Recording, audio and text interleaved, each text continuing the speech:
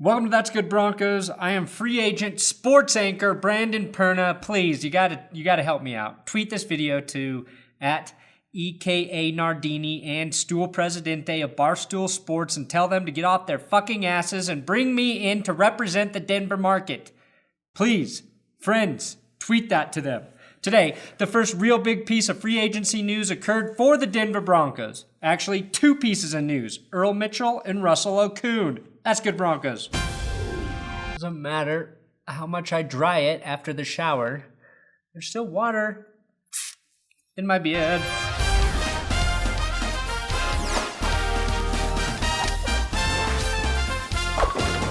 Let's start with the lesser news, in my opinion.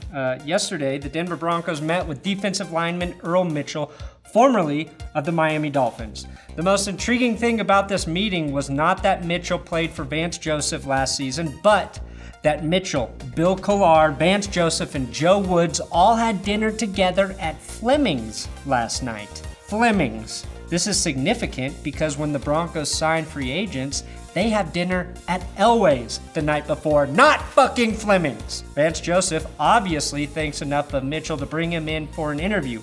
The only way this deal happens, though, is if Mitchell plays for cheap. Because in terms of how he plays, he's not a big upgrade from Jared Crick or Billy Wynn.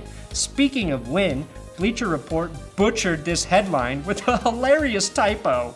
Shoulder the Broncos re-sign Wynn? They, hands down, absolutely, knows doubts about it.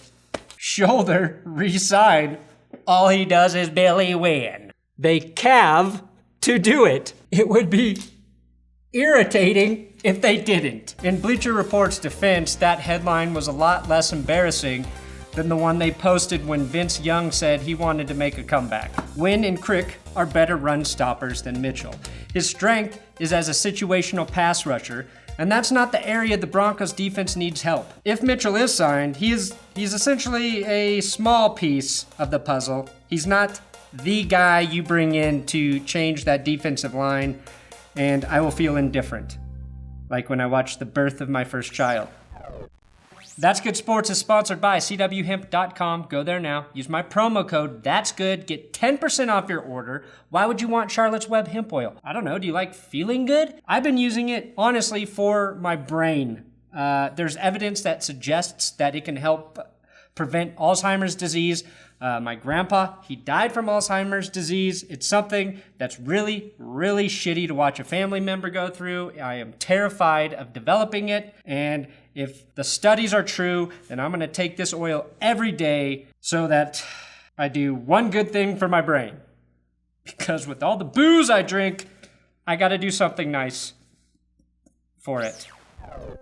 The real big news is that the Broncos notified Russell Okung that they will not be picking up his option. This was according to Jay Glazer, fake Ballers reporter, but real Fox reporter on Twitter. Now, Okung technically could still restructure and stay with the Broncos. That is a possibility. But by not picking up his option, the Broncos freed up about $10 million in cap space, giving them around $44 million to play with. Oh, $44 million? Is that all we have to play with this offseason? Whatever shall we do? If they release Donald Stevenson, or cut him, that would free up another $3 million, as 2 of his 5 will be dead cap money, I think. But then, they'd be what experts call piss blind at the tackle position. That's when you drink gasoline and pee it out in someone else's eyes until they go blind. Piss blind. Or is it when you have to pee so bad you can't see? Still regret dropping out of medical school. If Stevenson stays, it's because they must believe he will be better in a power blocking scheme. But that would negate the reason they signed him for Kubiak and the zone scheme. So, don, pry, gone. Earlier this week, Benjamin Albright indicated that the Broncos would be talking to the Bengals tackle, Andrew Whitworth, when free agency opens up. Whitworth would be a huge upgrade at the position if the Broncos can convince him to leave Cincinnati. Whitworth's biggest concern about moving to the Mile High City is finding enough sunscreen in Denver to protect his bald, beautiful head so close to the sun. Whitworth has stated that he'd like to stay in Cincinnati for whatever god-awful reason, but that He listened to offers from other teams. Now, a lot of you out there want Joe Thomas, and I'll take Thomas or Whitworth. Both are very good. The major knock on Andrew Whitworth is his age at 35, but I will explain why I'd rather see him in a Broncos uniform than Joe Thomas, even though, again, I will gladly welcome either man into my home. Yes, my personal home is where they can live for the small price of my mortgage, which is probably less than the amount of money they spend on steroids and sex scandal cover-ups every year. According to Pro Football Focus, Andrew Whitworth was the second best tackle in the NFL in 2016. Thomas was fifth, so really there's no difference because Cleveland didn't really have any running backs. Both tackles did not miss a game. Joe Thomas has never missed a game, and Whitworth hasn't missed one since 2013 when he missed 2. But let's be honest, who didn't skip work at least a couple times in the winter of 2013 so they could go watch The Hobbit, The Desolation of Smaug? Whitworth is a huge LOTR fan.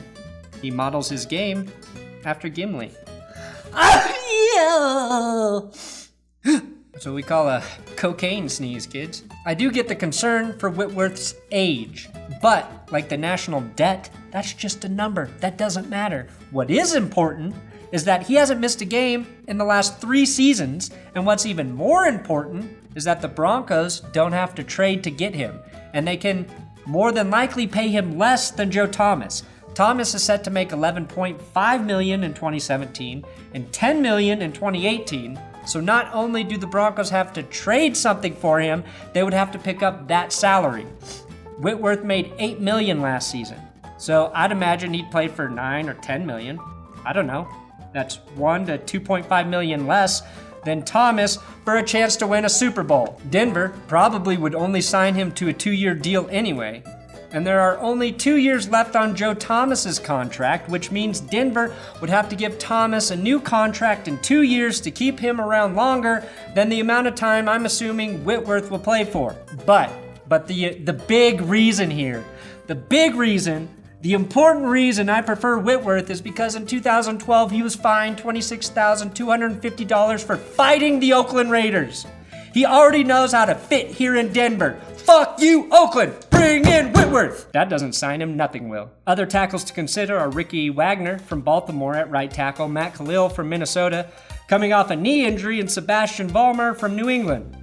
I may talk more about them later if I can stomach reading more information about offensive linemen. Reading about the O-line free agents is like trying to teach Tim Tebow to read a defense. It sucks. Oh, he's so nice. He's such a nice guy. But is he really that smart? Thanks for watching another episode of That's Good Broncos. You got to subscribe here on YouTube.